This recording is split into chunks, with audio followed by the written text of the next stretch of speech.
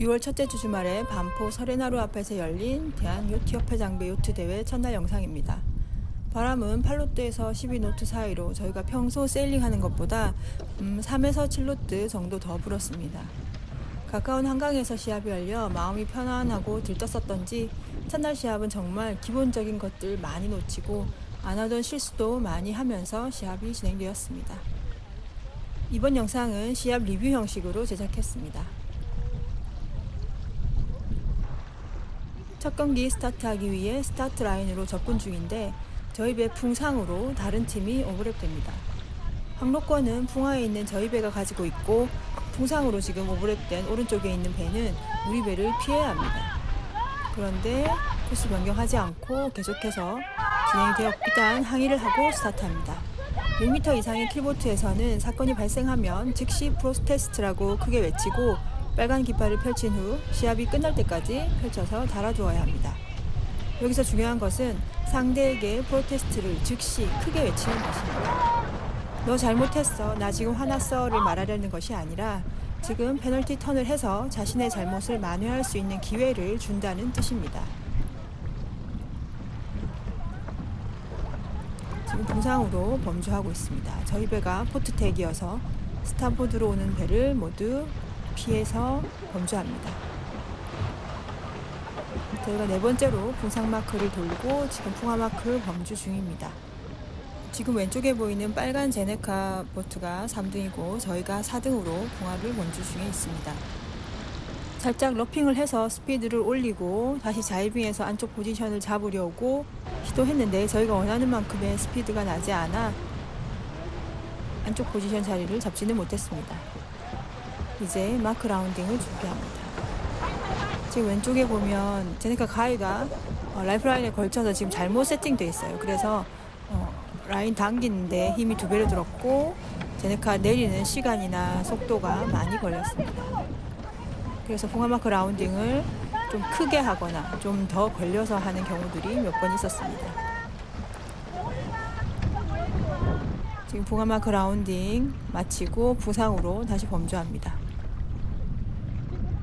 풍화마크 라운딩 하면서 저희가 안쪽으로 라운딩을 하면서 좋은 포지션을 잡게 되었고 그 이후로 빨간 제네커 보트를 앞서가면서 3등의 위치로 마지막 경기까지 3등을 유지하면서 피니시하게 됩니다.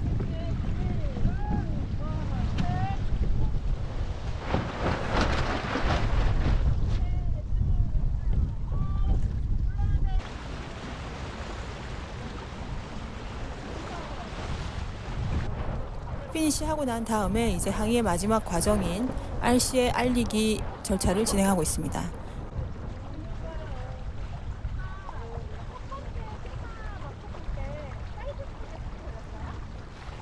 지금 옆에 시합 중인 배가 있어서 잠깐 피했다가 RC로 가서 우리가 몇 번 배를 항의하는지 알려야 합니다.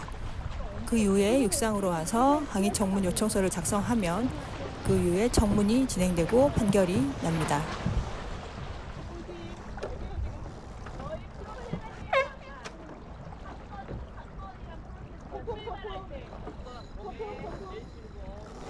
해상에서 이렇게 RC까지 알리는 상황을 완료하여야 육상에 와서도 청문 요청을 할 수 있습니다. 자, 뒷부분은 저희가 첫날 실수하고 놓친 부분들이 굉장히 많았는데 그 중에 크게 한 3가지 정도를 짚어서 한번 살펴보도록 하겠습니다.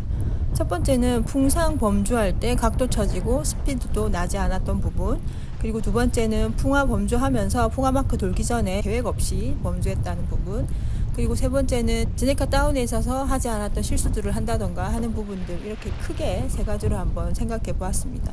물론 다른 상세한 것들이 있지만 크게 3가지만 한번 살펴보겠습니다.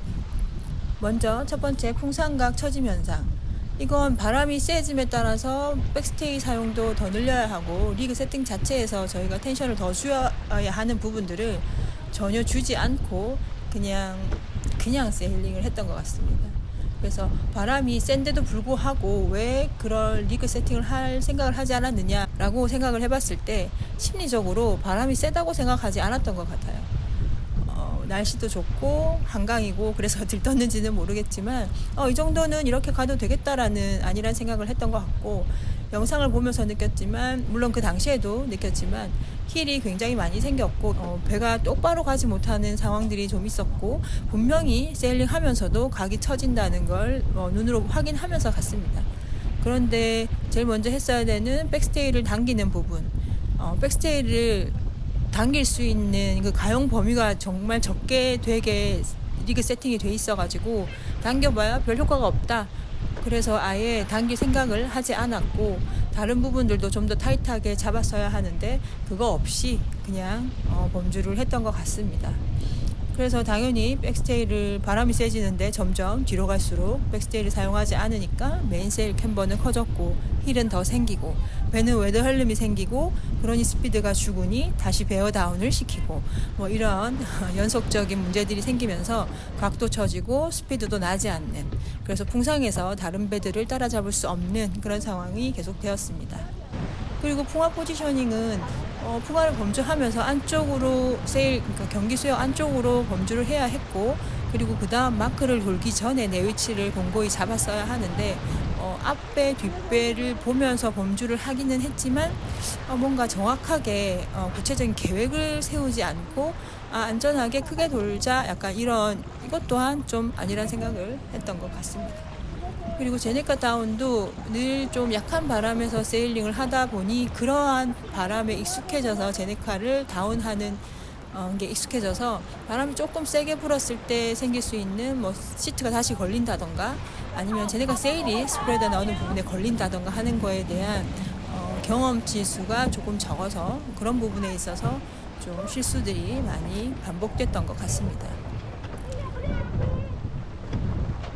그리고 집세일 모양이 제대로 나오지 않은 부분에 대해서도 봐야 하는데, 집세일 모양이 셀 코스에 어떤 영향을 주는지 한번 영상으로 보면서 한번 확인해 보면 좋을 것 같습니다. 자, 지금부터 왼쪽에 있는 RC 보트의 위치를 보시고 집세일 모양을 한번 함께 보시면 좋을 것 같습니다. RC를 향해서 배가 계속해서 각이 떨어지는 걸 볼 수가 있습니다. 현재 집세일의 모양이 위쪽 열린 상태고, 그래서 배 속도는 느리고 캠버가 커서 안쪽 델테일, 안쪽 세일의 바람을 받기 위해 제가 조금씩 베어 다운 해야 되는, 스피드가 죽으면 보통 배를 조금 베어 다운 시켜서 스피드를 올리려고 하는데 그런 상황이 계속되면서 배 각도가 계속 처지는 걸 볼 수 있습니다. 자, 이번에는 저 끝에 다리 부분과 집세일 모양을 한번 보시기 바랍니다. 지금 집세일은 아까보다는 상단이 조금 닫혀 있고요. 아래 캠버도 조금 더 얕아진 모습입니다. 아까 RC로 각이 계속 처지는 것과 달리 각이 크게 처지지 않고 풍상으로 범주하고 있는 모습이 보입니다. 이번 시합을 하면서 기본적으로 우리가 늘 지켜왔던, 체크해왔던 부분들을 많이 놓치고 시합을 시작했고, 그 이후로도 분명히 배가 말해주는 여러 가지 현상들이 있었는데 그것을 무시하고 그것들을 고려하지 않고 그냥 세일링을 했던 것이 가장 큰 실수였던 것 같습니다. 첫날에 이러한 오류들에 대해서 모두 팀원들이 공감했고, 그래서 둘째 날은 조금 더 다른 모습으로 시합을 진행했습니다. 소 잃고 외양간 고치는 형식이 되어서 조금 아쉽긴 하지만 그래도 실수해서 배워가면서 그렇게 함께 세일링 해 나가는 것이 더 중요한 것 같습니다. 이렇게 첫날 경기를 마쳤습니다.